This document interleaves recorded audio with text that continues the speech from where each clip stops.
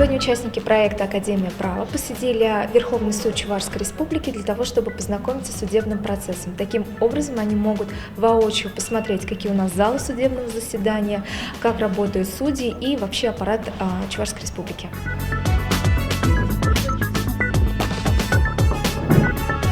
Сегодня я привела ребят юридического факультета.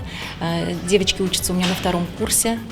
Им интересно. Я вижу, что им интересно, горящие глаза. Рассказали ребятам про работу судей, сложную, трудную работу. Это тоже важно знать, что не все гладко в сфере юриспруденции, юридической профессии. Есть трудности, которые нужно преодолевать. Если вкратце взять статистику, скажем, суды Чувашской Республики ежегодно в среднем рассматривают 200 тысяч гражданских и административных дел, рассматриваемых в порядке КАС. Представьте, ежегодно 200 тысяч дел.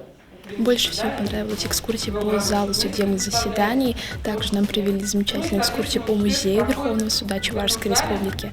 Показали нам поближе материалы судебных дел прошлого века, как было устроено судебное заседание, как проходило оно, какие нормы и процессы проходили в то время.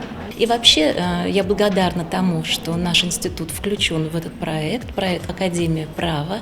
Ребята посетили у нас интересные мастер-классы. Мы видели спикеров, профессионалов, которые действительно занимаются с удовольствием своим делом и делятся своими профессиональными знаниями, тонкостями с ребятами. И в будущем, я думаю, может быть, лет через 5 мы наших ребят увидим в качестве спикеров.